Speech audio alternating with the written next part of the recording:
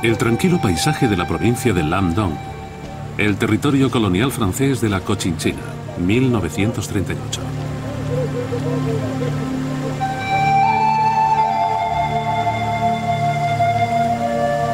Cochinchina formaba parte del Imperio francés en Oriente, una colonia que llamaban Indochina.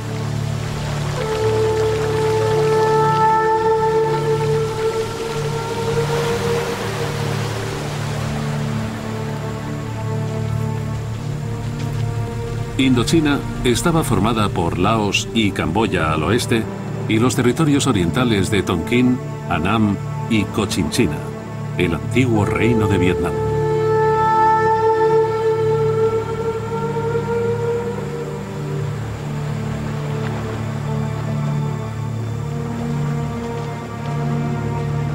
Ferozmente independientes, tras resistir con éxito invasiones de China durante siglos, los pueblos nativos habían estado viviendo bajo gobierno francés durante más de 50 años.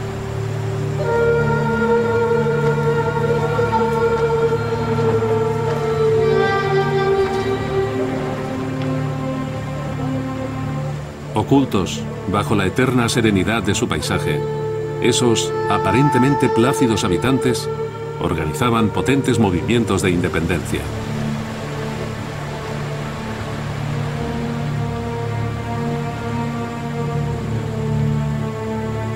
Seguirían casi 40 años de lucha desesperada y terribles sufrimientos.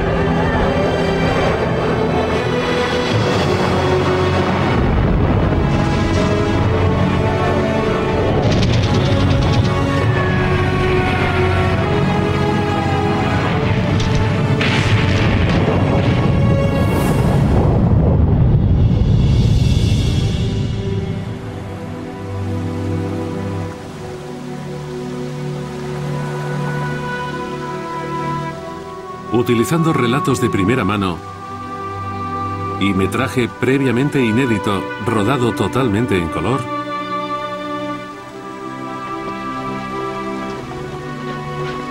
esta es su historia.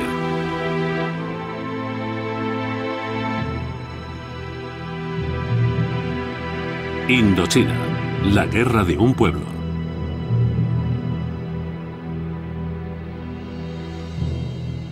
Episodio 1.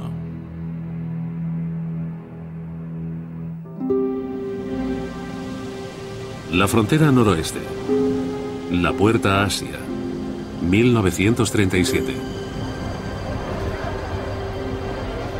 Peshawar, el último bastión del Imperio Británico en la India.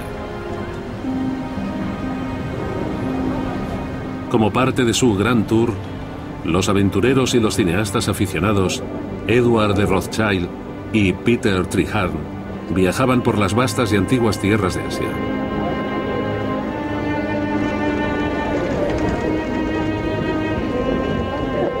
Grabaron estas imágenes únicas hace más de 70 años en películas de 16 milímetros.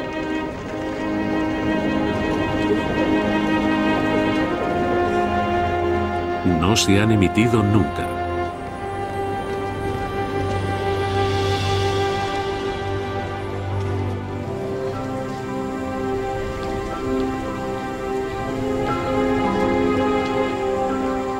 En los años 30, con la excepción del reino de Siam, actualmente Tailandia, los millones de habitantes del sur y el sudeste asiático, con su miríada de culturas y su rico patrimonio, estaban gobernados por las potencias occidentales.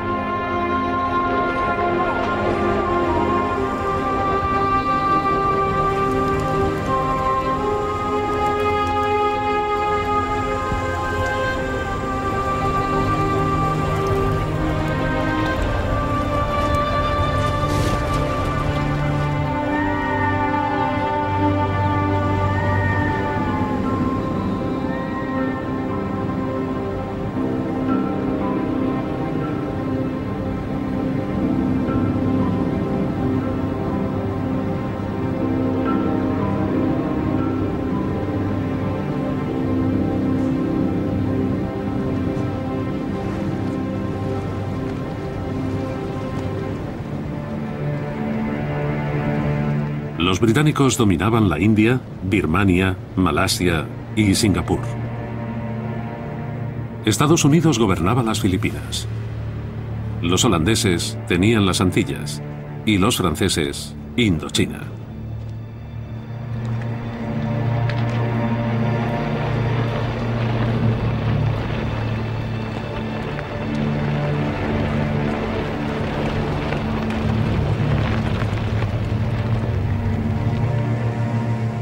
Ricas en recursos naturales, estas verdes tierras eran implacablemente explotadas para abastecer a los acomodados consumidores de Europa y América del Norte.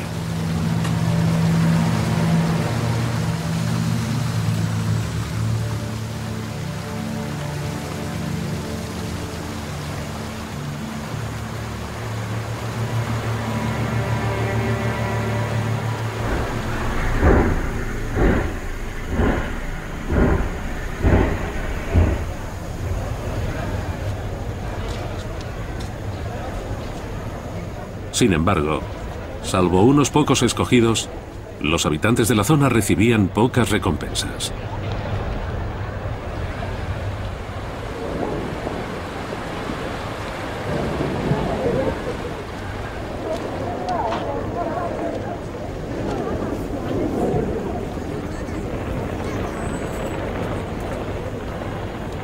Saigón, 11 de noviembre de 1938.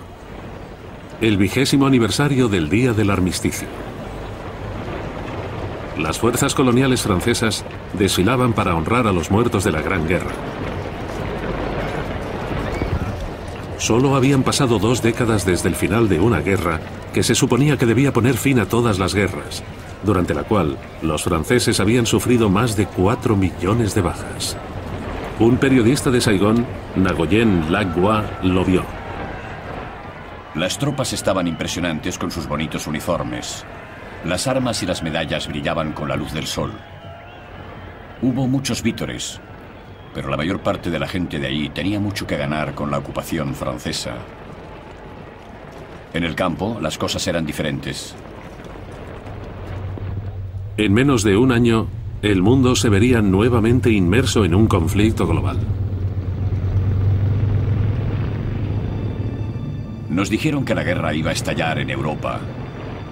Esperábamos que significara que los franceses nos dejarían en paz.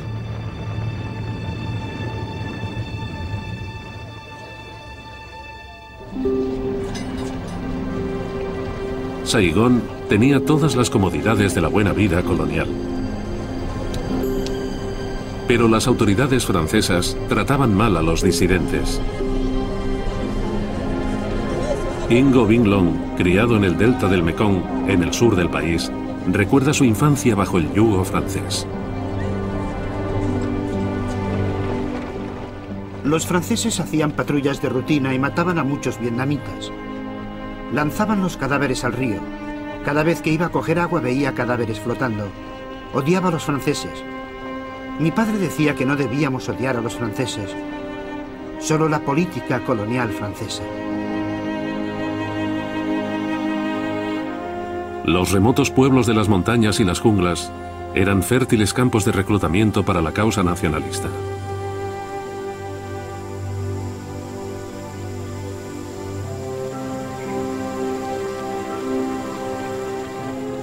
El padre de Long fue muy activo en la lucha. Mi padre era muy idealista. Cedió la mayor parte de sus tierras a los campesinos de su pueblo en el norte y se mudó al delta del Mekong para trabajar como maestro. Los franceses le torturaron muchísimo. Le golpearon la cabeza y le rompieron las costillas, perforándole los pulmones. Los médicos dijeron que solo le quedaba una semana de vida, pero se negó a morir.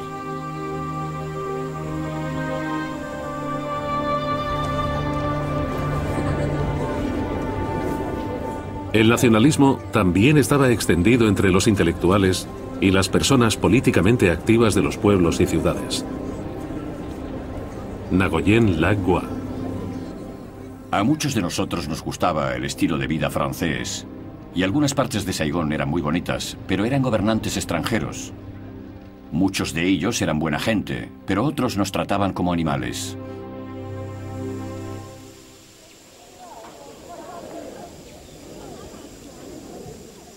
Fort Poplek, una fortificación francesa del distrito de Créteil, en el sudeste de Camboya, 1938. Se había construido para mantener controlados a los locales, una tribu a la que los franceses llamaban los salvajes Moi.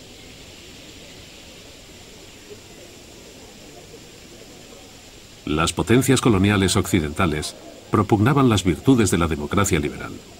Así que muchos de los movimientos nacionalistas buscaban apoyo ideológico en el comunismo, especialmente en el marxismo-leninismo de la Unión Soviética.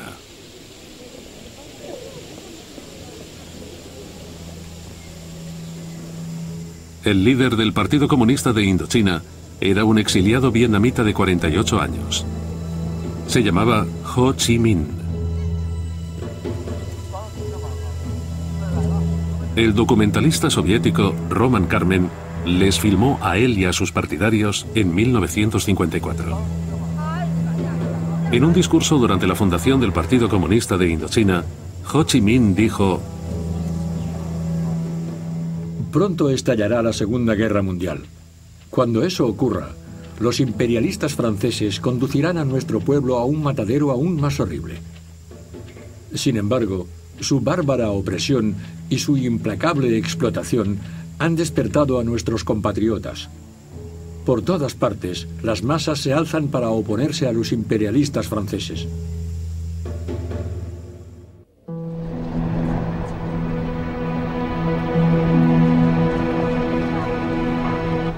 Las Antillas Orientales Holandesas, 31 de agosto de 1941. Los soldados y los marineros holandeses se relajaban en los cafés de Batavia, la sofisticada capital de Java.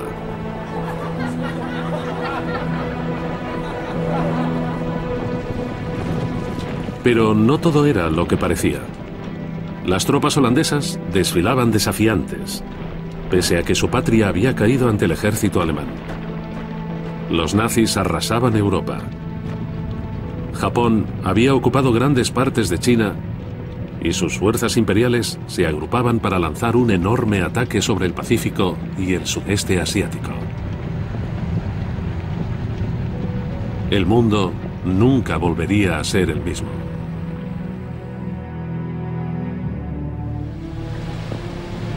En otoño de 1941, Francia estaba bajo el control del gobierno de Vichy, que había firmado un acuerdo con el aliado de Japón, Adolf Hitler.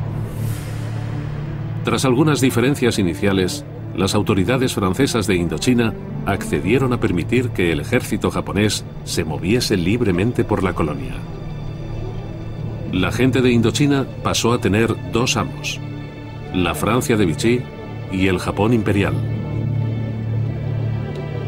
Ho Chi Minh. Los franceses inclinan la cabeza y se arrodillan sin vergüenza, sin una sola palabra de protesta. En consecuencia, nuestro pueblo sufre una doble carga. No son solo los búfalos y los caballos de los invasores franceses, sino también de los japoneses. ¿Qué pecado ha cometido nuestro pueblo para merecer este castigo? Mientras las autoridades francesas pro-Vichy administraban Indochina bajo la atenta mirada del ejército japonés, Ho Chi Minh y un pequeño grupo de compañeros revolucionarios montaban un campamento en una remota región junto a la frontera vietnamita con China. Uno de ellos era un intelectual de 29 años, Vo Nguyen Giap. Cuando estábamos en Cuelin, el tío Ho se acercó y comentó con nosotros los preparativos para la tarea que nos esperaba al regresar a nuestro país. Dijo: en la situación actual, la seguridad nacional es lo más importante. Debemos organizar un gran frente nacional. Podríamos llamarlo la Liga por la Independencia Vietnamita. Pero es un nombre muy largo. Podemos acortarlo y dejarlo en Viet Minh. La gente lo recordará. Durante su exilio, Ho Chi Minh tomó una decisión profética sobre el papel de Giap. El tío Ho habló de organizar un ejército de liberación nacional. Se volvió hacia mí y me dijo: «Eso deberías hacerlo tú. ¿Podrás?». Le contesté: «Sí, lo haré». Entonces me dijo: «Todavía somos débiles y el enemigo es fuerte, pero no debemos dejar que nos aniquile».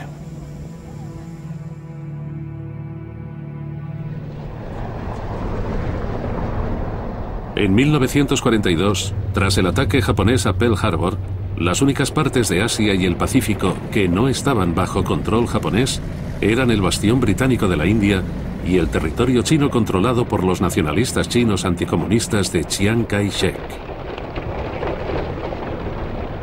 La lucha en China era feroz.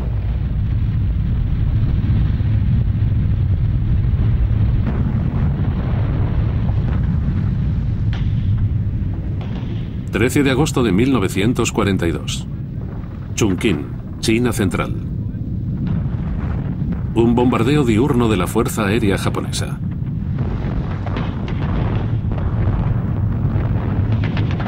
Siete días de bombardeos habían arrasado la ciudad.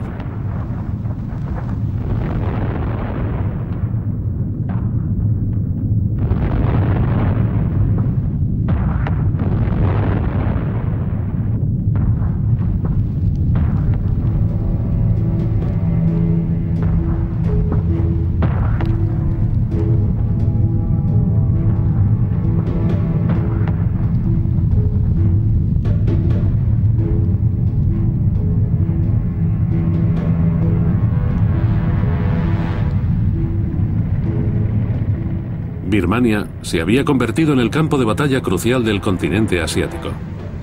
Si los aliados podían recuperar las líneas de suministro entre la India y la China nacionalista, los japoneses tendrían que desviar las tropas y el material lejos de la Guerra del Pacífico.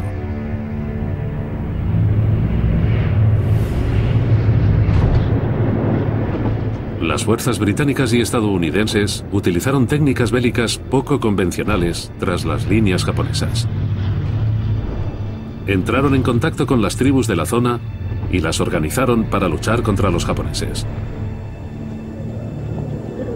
Los estadounidenses también enviaron hombres de la recién formada OSS, la Oficina de Servicios Estratégicos precursora de la CIA, para apoyar a los grupos de la zona, tanto nacionalistas como comunistas.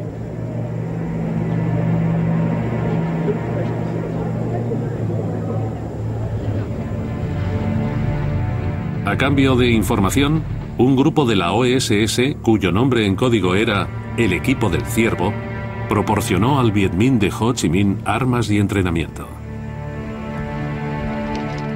Ho Chi Minh. Ahora ha llegado la oportunidad de nuestra liberación. Los japoneses se han retrasado en China, detenidos por los británicos y los estadounidenses, y no pueden luchar contra nosotros. Si nuestra gente está unida, aplastaremos los ejércitos de Francia y Alemania. Compatriotas, alzaos para luchar contra los franceses y los japoneses. A finales de 1944, mientras el imperio japonés en Asia empezaba a venirse abajo ante el abrumador ataque de las fuerzas aliadas, Giap lanzó una insurrección general por todo Vietnam. A mediados de 1945 se había ganado el rango de general a la cabeza de una fuerza de 10.000 hombres. Pero luchar contra los japoneses era duro. General Giap. Entonces llegó el terror. Familias enteras detenidas. Casas quemadas. Pueblos arrasados hasta los cimientos. Aquellos que tenían papeles revolucionarios les dispararon, les cortaron la cabeza o los brazos y los exhibieron en el mercado. Se ofrecieron millares de piastras como recompensa a aquellos que llevaran la cabeza de un revolucionario. Sabíamos que la lucha sería larga y amarga. Ya en 1941 el tío Ho nos había advertido de que la lucha contra los japoneses era solo el principio. Sabía que los británicos y los estadounidenses tenían los mismos intereses que los franceses. Todos eran imperialistas.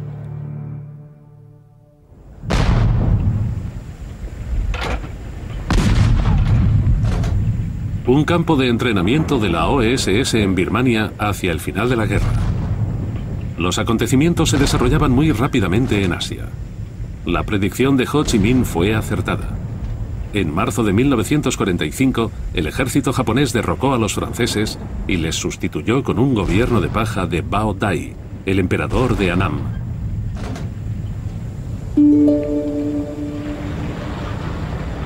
...25 de agosto, Rangún, Birmania. El teniente general Takata Numata llegó de Saigón para ofrecer la rendición del ejército japonés del sur a los aliados, siguiendo las órdenes del emperador Hirohito de que Japón soportara lo insoportable y aceptara la derrota. Ho Chi Minh. Esto es un gran avance en la lucha que nuestro pueblo ha liberado durante casi un siglo. El Comité de Liberación Nacional es ahora nuestro gobierno provisional. Debemos unirnos a él y asegurarnos de que sus órdenes y sus políticas se llevan a cabo en todo el país.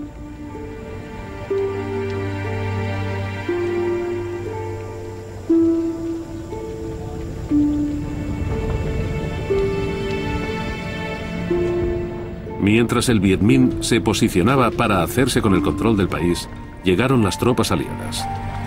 Los nacionalistas chinos en el norte y los británicos en el sur. Saigón, 6 de septiembre. Los prisioneros de guerra aliados y los prisioneros franceses fueron liberados por los británicos.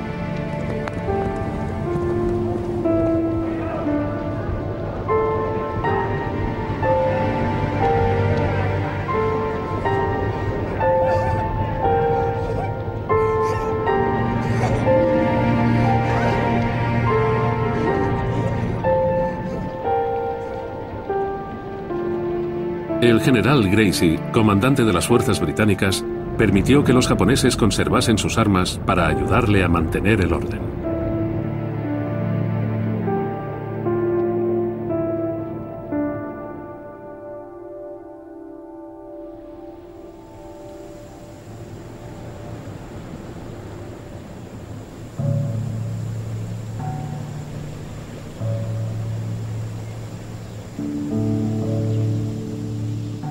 Con un gobierno revolucionario al mando de muchas partes del país, empezaron las represalias contra aquellos sospechosos de haber colaborado con los franceses y los japoneses.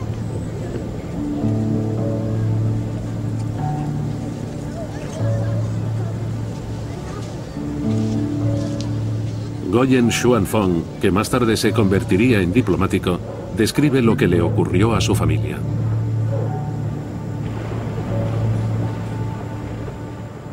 Detuvieron a todos los terratenientes,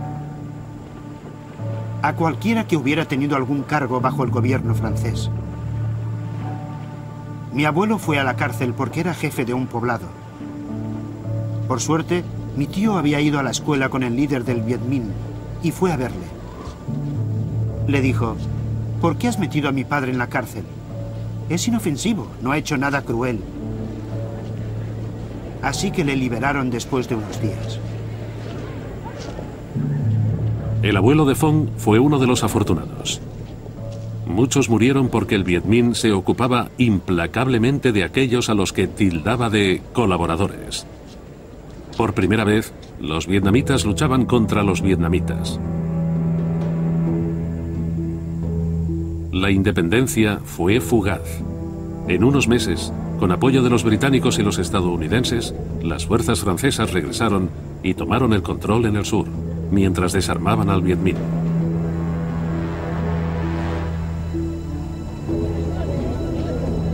En el norte, las fuerzas de Ho Chi Minh no pudieron evitar el desorden causado por el ejército nacionalista chino. No tuvo más elección que pedirle a los franceses que regresasen para restaurar el orden. Nuevamente, Indochina estaba gobernada desde París.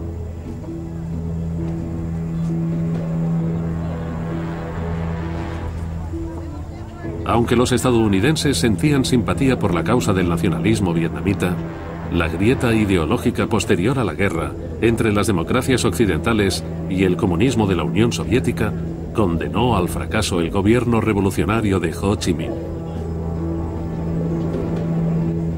El Viet Minh se disolvió en el paisaje y la situación se deterioró rápidamente, precipitándose hacia lo que se llamaría la Primera Guerra de Indochina. General Giap. Por un lado, está el ejército profesional de una vieja potencia imperial, con todo tipo de armas modernas, aviones, acorazados, artillería y ametralladoras. En nuestro lado, solo tenemos gente normal, con armas sencillas, pero decidida a luchar hasta el final para defender su país.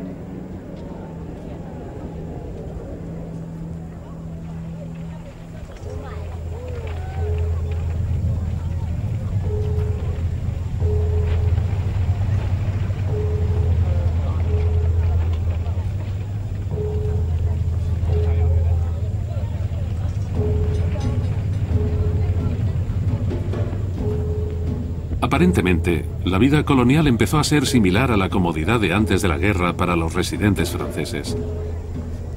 Pero para muchos jóvenes vietnamitas, empezaba a dibujarse una escueta elección.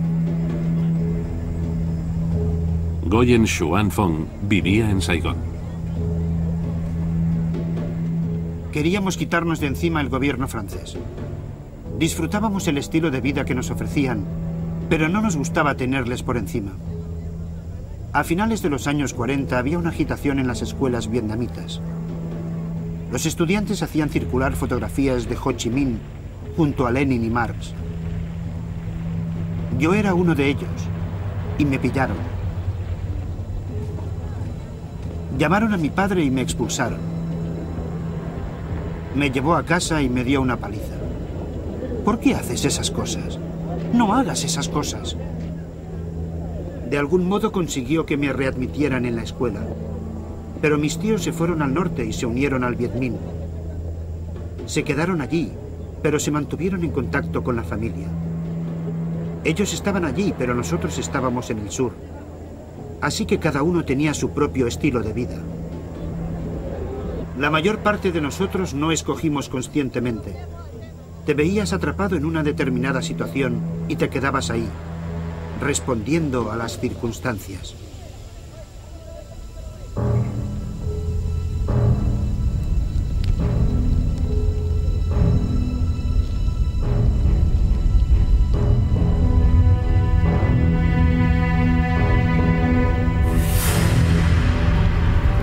Aunque las tácticas de Giap fueron erosionando gradualmente el control francés del campo, sus armas seguían siendo de una potencia aterradora.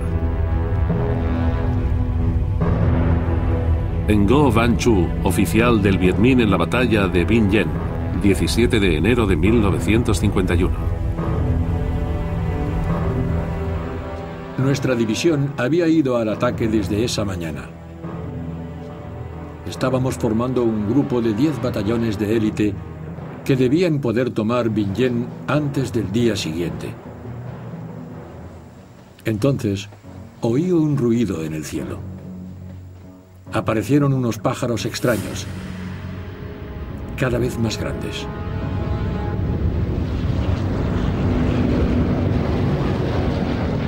Aviones. Ordené a mis hombres que se pusieran a cubierto de las ametralladoras y las bombas, pero los aviones se acercaron sin disparar. Entonces, el infierno se abrió ante mis ojos. Unos contenedores grandes, con forma de huevo, cayeron de los aviones y unos enormes muros de fuego se extendieron durante centenares de metros, causando el terror entre las filas de mis soldados. Era napalm, el fuego que cae del cielo.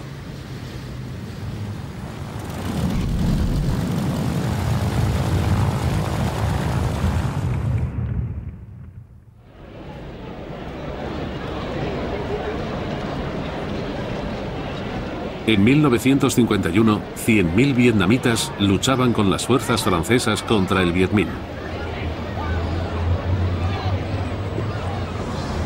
Saigón, primavera. Nguyen Lac Hoa fue testigo de un desfile militar del Ejército Nacional Vietnamita para dar la bienvenida a Jean Latourneau, el nuevo alto comisionado para Indochina francés. Había muchos vietnamitas dispuestos a luchar por los franceses. Creían que era lo mejor para ellos. Tenían equipos estadounidenses de última tecnología y estaban impresionantes. Pero no sé si habrían luchado contra otros vietnamitas en una batalla a gran escala.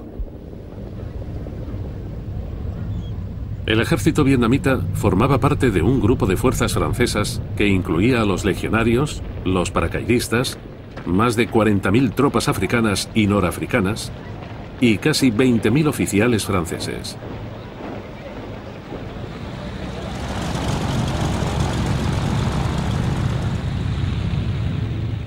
Marzo de 1953, Saigón. El mariscal de Francia, Alphonse Johan, y el comandante de las fuerzas francesas en Indochina, Raoul Salan, recibieron al general estadounidense Mark Clark, comandante supremo de las Naciones Unidas en Asia Oriental. También estaba presente el jefe del ejército vietnamita, Nguyen Van Hin. General Giap. Los franceses se están rindiendo ante los estadounidenses y utilizando su dinero y su equipo para establecer los ejércitos nacionales. Así que Francia le está entregando Indochina a Estados Unidos.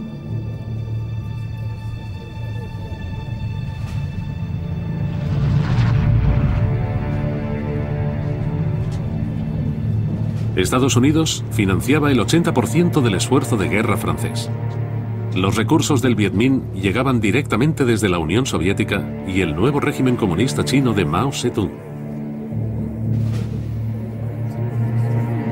La guerra de Indochina ya no era una pequeña escaramuza entre un imperio europeo y sus belicosos súbditos coloniales.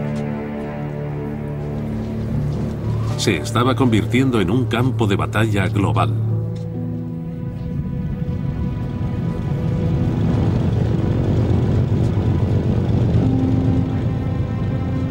En mayo de 1953, los franceses sustituyeron al general Salan por el general Henri Huguen Navarre.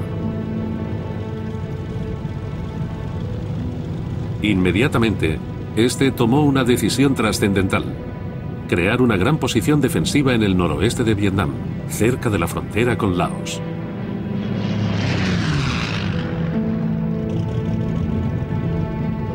Escogió un pequeño asentamiento en las rutas estratégicas entre China, Laos y Vietnam, ocupado por la tribu de los Tai, que seguían fieles a los franceses.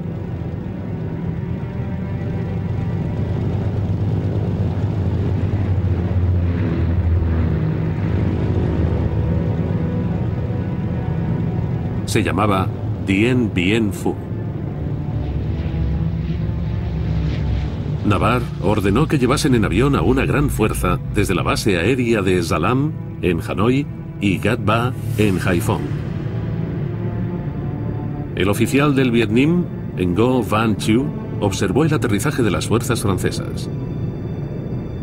Sabíamos que eran lo mejor que tenían. Paracaidistas, legionarios. La batalla sería dura.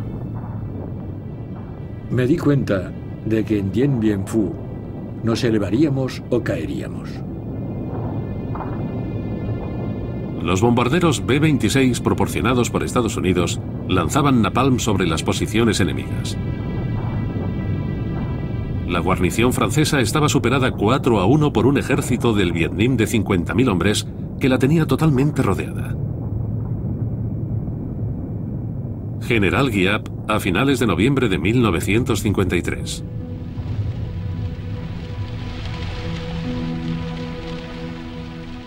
Nuestros exploradores en Dien Bien Phu nos envían informes diarios. El enemigo está lanzando armas, soldados y alambre de espinas en paracaídas.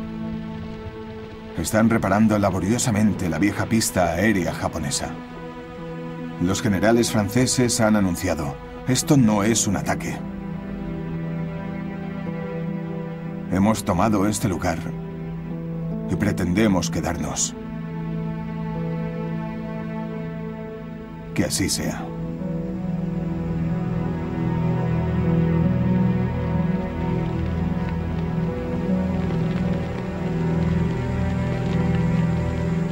El director soviético Roman Karmen tenía acceso total al ejército de Giap para poder contar la historia de la batalla. Los franceses habían cometido un grave error. Habían dado por sentado que Dien Bien Phu estaba a salvo de los ataques de los blindados pesados y la artillería. General Giap. Ordené a nuestra división 351 de artillería e ingeniería que trabajara día y noche para ensanchar el camino de 82 kilómetros hasta Dien Bien Phu para nuestros vehículos motorizados.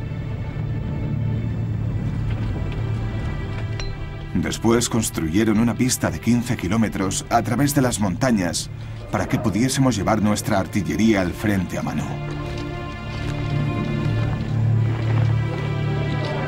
Los franceses nombraron al coronel Christian de Castries comandante de Dien Bien Phu. La batalla que los excombatientes recordarían como 55 días de infierno pronto comenzaría.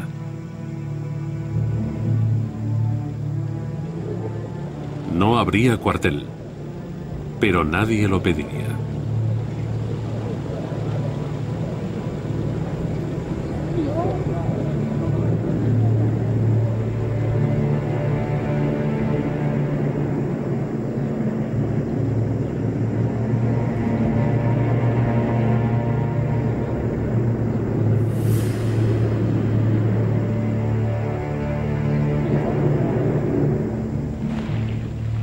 Cao Xuan Engia, oficial del Viet Minh.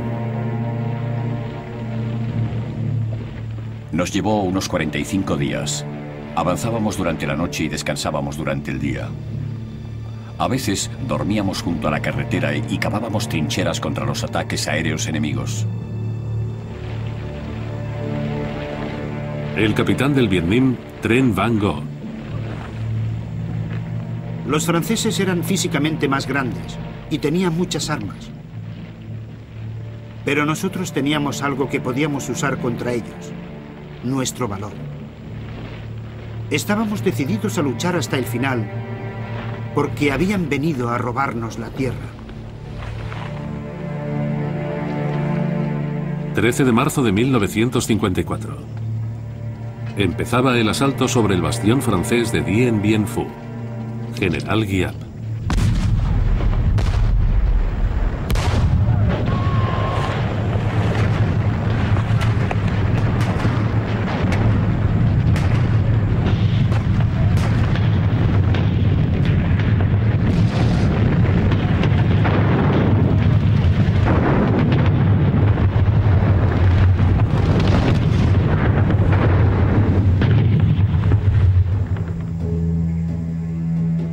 Los franceses no pudieron repeler la amenaza contra su campo aéreo. Su defensa a Puerco Espín había perdido un elemento vital: su fuerza aérea. Solo podían reforzar sus unidades con paracaidistas y no podían evacuar a los heridos. Su campamento solo tenía 40 camas en la unidad médica y ya tenían centenares de heridos. Fue una pesadilla para el mando francés. Entre terribles escenas que recordaban a la guerra de trincheras y a los enormes ataques de infantería de la Primera Guerra Mundial, el número de muertos fue aumentando.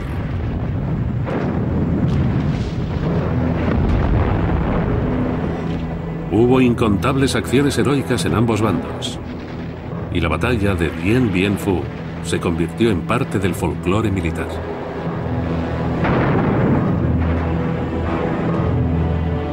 También se convirtió en una gloriosa victoria para el Viet Minh y en una vergonzosa derrota para los franceses.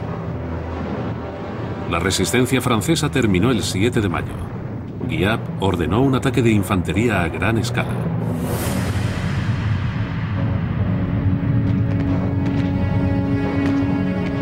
De Castries llamó por radio al coronel Cogny al cuartel general de Hanoi. Los vietnamitas están por todas partes. La situación es muy grave. Creo que el final se acerca. General Guiap. Esta noche atacaremos el Ojo del Puercoespín y acabaremos con él.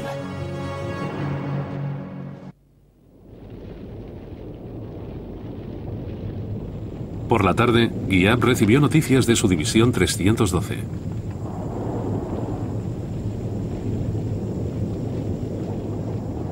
Todos los soldados enemigos en el puerto de mando se han rendido. Hemos detenido a De Castries. De repente, todo el mundo en el cuartel general empezó a gritar, a aplaudir y a abrazarse. Saltaban de alegría como niños.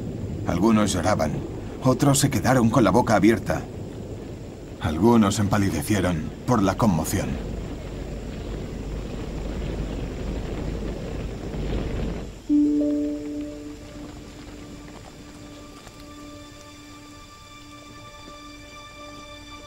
El comandante francés de Castries, que había sido ascendido a brigadier general durante la batalla, se convirtió en un prisionero de guerra. Sería liberado 4 meses después. Fue uno de los afortunados. 1.500 de los hombres que tenía a su mando murieron. Varios millares más resultaron heridos.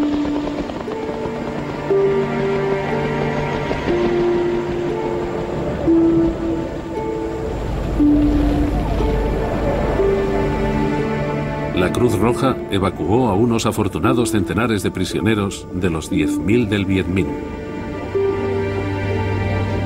Pero la mayor parte de ellos fueron obligados a marchar hacia los campos de prisioneros de guerra, a centenares de kilómetros de distancia. Menos de 4.000 sobrevivirían y serían repatriados a Francia.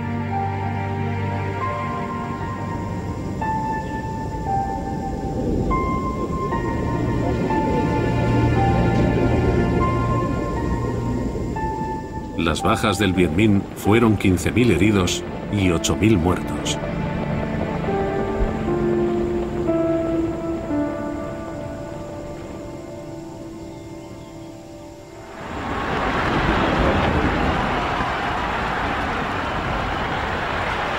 La victoria en Dien Bien Phu creó una oleada de euforia por todo el país. Ngo Cam Bu, funcionaria de la administración civil. Al principio no podíamos creerlo. Los europeos, grandes y fuertes, con todos sus tanques y sus aviones, vencidos por nosotros, los humildes y pequeños vietnamitas, granjeros, maestros, trabajadores de las fábricas.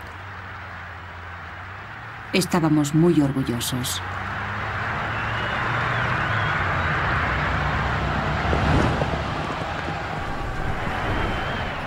Con la bandera roja de la revolución ondeando orgullosa para señalar la victoria del Viet Minh, las preocupaciones occidentales sobre el avance del comunismo se vieron reforzadas, especialmente después de la Guerra de Corea. General Guiap. El éxito de la revolución en China había creado un equilibrio de poder entre Oriente y Occidente.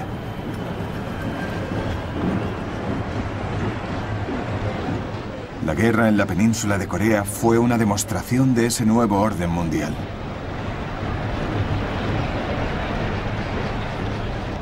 Hasta entonces, nuestra guerra seguía siendo una batalla entre los pueblos de Indochina y Francia. Los Estados Unidos estaban decididos a sustituir a Francia en Indochina, pero la situación no permitió que los estadounidenses se metieran directamente en la guerra.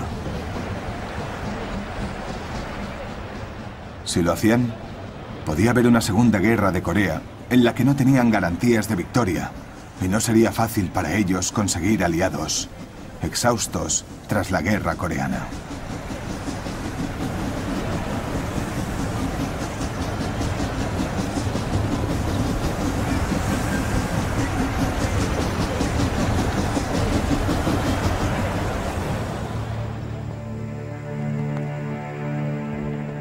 Se llegó a un acuerdo en la Conferencia de Ginebra que se firmó el 21 de julio de 1954.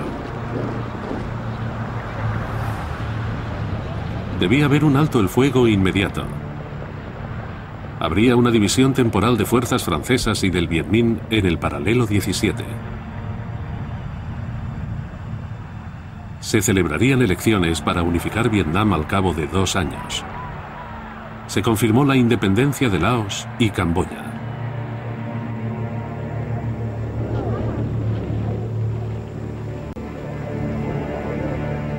Tras décadas de gobierno colonial, los franceses abandonaron Indochina.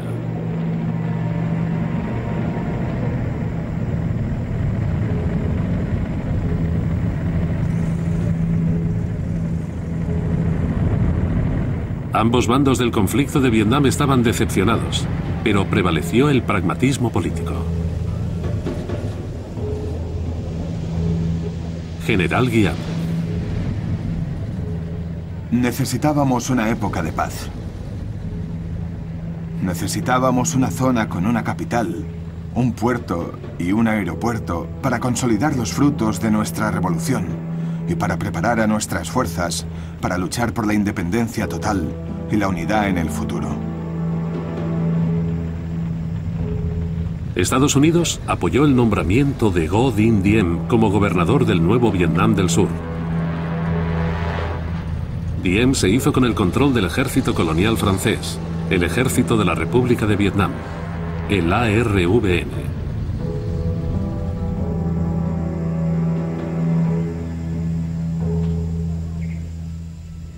El 22 de julio de 1954, Ho Chi Minh habló para la República Democrática de Vietnam, la nueva nación que había al norte del paralelo 17.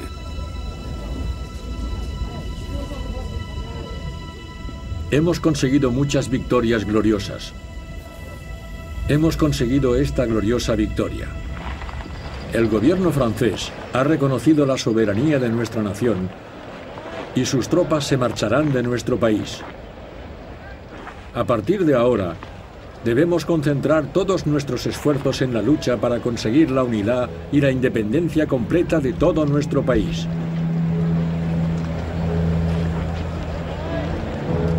El gobierno revolucionario de Ho Chi Minh introdujo draconianas reformas económicas estalinistas y aplicó implacablemente los principios comunistas. Movilizaron a la gente con enormes programas de reconstrucción. Nguyen Lach Hoa, periodista de Saigón. Centenares de millares de personas venían al sur, especialmente los que tenían tierra, dinero o algún cargo. La mayor parte de la población católica se marchó también. El tío Ho era sin duda un héroe nacionalista, pero su gobierno revolucionario era totalmente cruel. Cualquiera que se opusiera a él era reeducado, lo que normalmente quería decir eliminado. Un anuncio oficial del gobierno de la República Democrática de Vietnam. Hanoi, diciembre de 1955. Durante los últimos 100 días, 100.000 personas de todas las clases sociales han participado en los interrogatorios de los terratenientes de los pueblos que rodean la capital.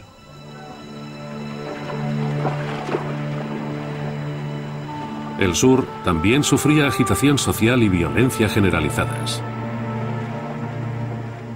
Nguyen Lach Hoa. En el sur teníamos nuestros propios problemas: violencia de las diferentes religiones y crimen organizado. Pero Diem se deshizo de todo. Se deshizo del emperador Bao Dai y se nombró a sí mismo jefe de Estado. Con ayuda de los estadounidenses impuso su régimen en el sur.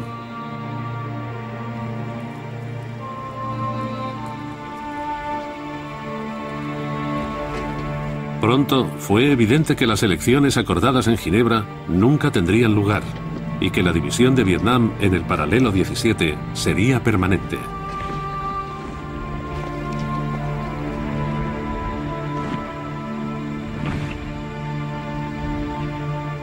Un bastión del comunismo, aliado de la Unión Soviética y China, observaba desde el norte a un lado de la frontera. En el sur, un baluarte de Occidente, apoyado por los Estados Unidos, le devolvía la mirada.